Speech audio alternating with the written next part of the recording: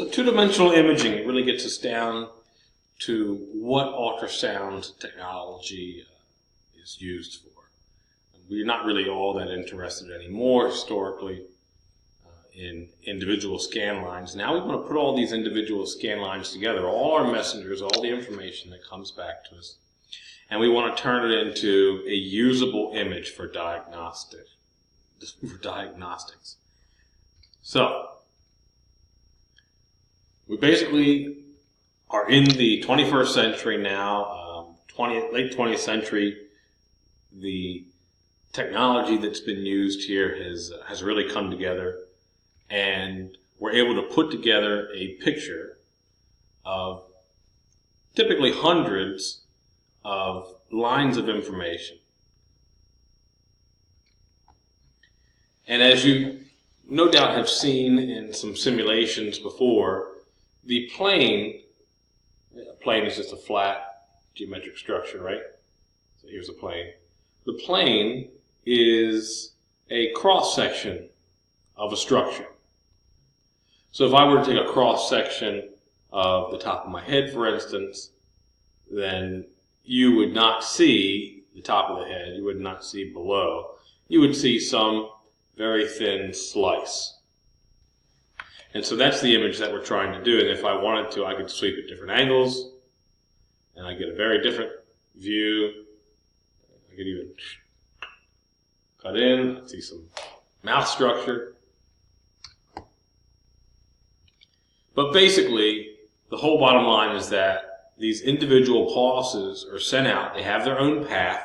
We call those scan lines, even though this is not continuous wave ultrasound, right? This is pulsed wave ultrasound.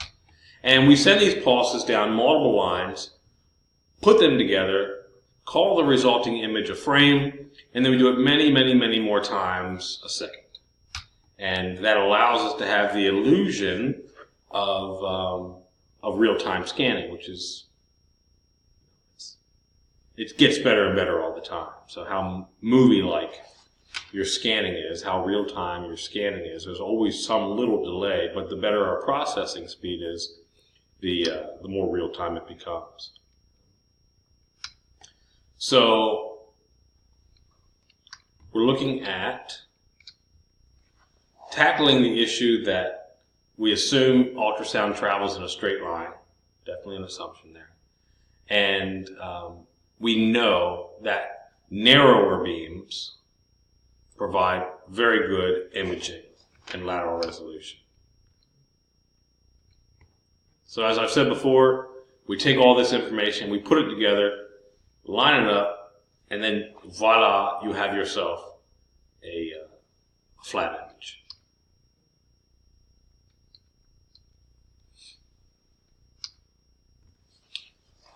So how does this system actually do this? It's all electronic, of course. You remember all about the PZT crystal.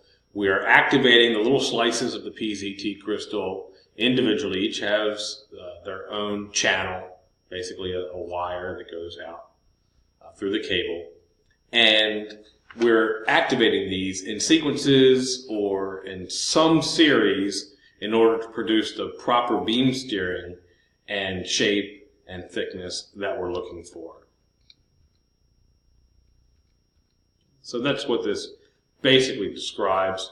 So here's an example. You have a 10 centimeter deep image, so 10 centimeters is about the width of my hand, and let's say that I send out 90 individual pulses, then it's going to take about 1/100th of a second, so 0.01 seconds. Does not take very long to do. And again, as computer technology improves, ultrasound technology improves, this is able to be sped up. So the frames are even less choppy.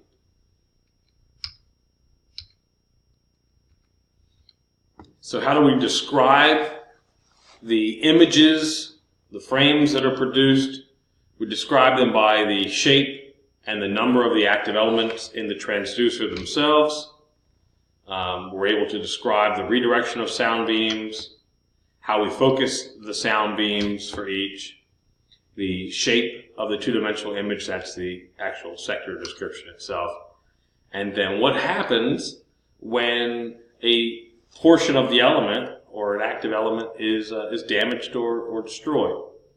So it'll be important for you to be able to talk about each of these and really memorize, at least for the purpose of assessment of the exams, memorize the characteristics of these different types of 2D transducers. So again, we always take a historical look.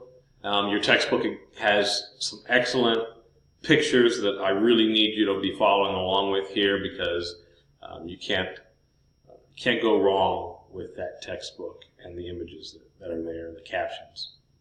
So we don't use mechanical transducers. There's some really good reasons for that. As with anything, when you have moving parts, internal moving parts, it's very likely that those will go wrong. Think of a mechanical clock versus a digital clock. You know, a wind-up versus something that that's just driven by a battery. So big difference there in terms of what can go wrong. But basically, the mechanical transducers historically had one PZT solid crystal, one PZT active element, and it could either have a reflective surface there or just be physically connected to a motor itself. The whole point is that it had internal movement that caused multiple pulses to be sent down from a single element. And that produced the multiple scan lines. What happened? You've seen sector-shaped images before, fan-shaped images. Basically, as we're coming out from a certain point, we have a single scan line, single element, maybe a small footprint, depending. And it's just like a wiper blade, so you have it swept out. And each one of these sweeps would be producing a frame. Now, of course, there was no change in frequency possible for these, and they only had a fixed focus, so you were not able to change that focal zone or the characteristics of it. If you wanted to do that, you had to change it out entirely. We've talked about internal and external focusing. That would have been for these mechanical transducers, especially the external focusing. So small footprint, that's why we had this nice sector image before. But again, the more moving parts you have, the more opportunity for things to break. Heat is produced with motors, those types of things. It was a good start, but we don't need them anymore.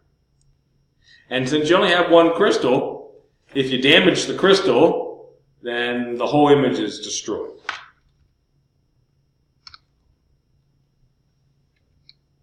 So now we talk about arrays. If you look at solar panels, just to bring things in from the outside world, solar panels, you can have individual solar panels, and then you can actually have arrays of these. They are literally arrayed out in rows, lines, columns, rows. Same thing here, you have individual crystals, but then they're sliced up into different active elements. And again, as I said before, each one of these is broken up. So we call those arrays, those sub-elements, and they can be fired independently, which is very important. This leads to electronic steering of the beam, and I want to show you a little simulation here. We've used this before, the falstad.com/Ripple. Pull this over for you. So I've simulated this just with 4 active elements, even though you can have tens to hundreds of these. And let's say that this is our greatest scan line here. Okay, this is our greatest beam path. So if I delay the firing of some, I can actually change the shape of this.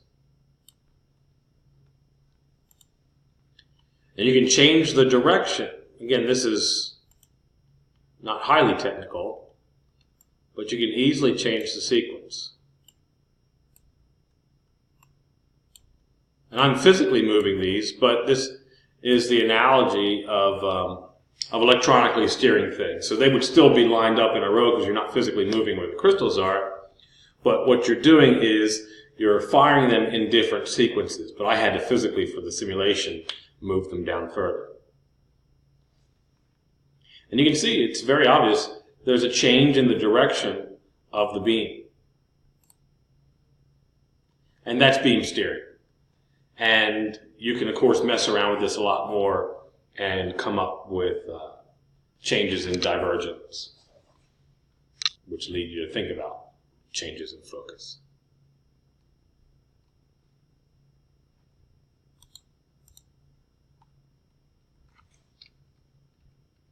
All right.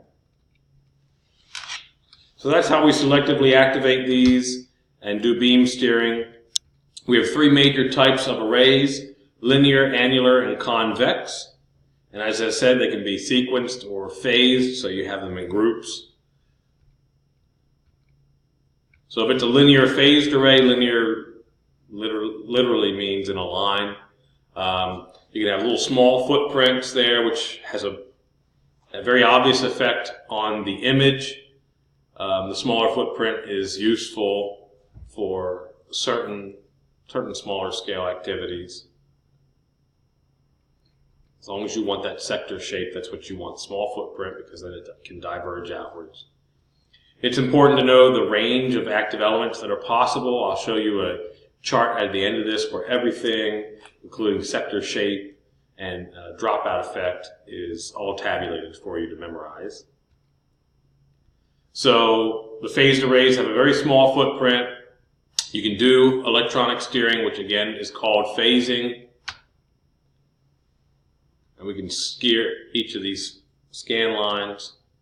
And I've already talked about how phasing really is just changing the timing of when you activate each of these little elements. So that simulation is very useful. And of course, you can always go back and view that. And you can even go to falstad.com and play with it yourself. So you've seen multifocusing before. You can have more than one focal zone, and you can alter where those are.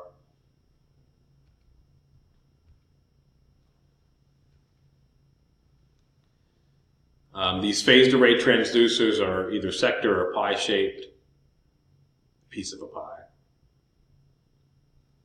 And if you damage one of them, well, then the physics of it's blown, right? You don't get the effect that you expected. You have poor beam steering and, of course, poor focusing. I mean, that just makes sense. For annular phased arrays, we're not really using those, but they're mechanically steered. And again, mechanical steering, you have to use a motor. And this is actually a pretty cool one, I think. It's a disc that's cut up into concentric circles, kind of like a bullseye. And there are some advantages to this. You can have multiple focal zones easily without the electronic steering.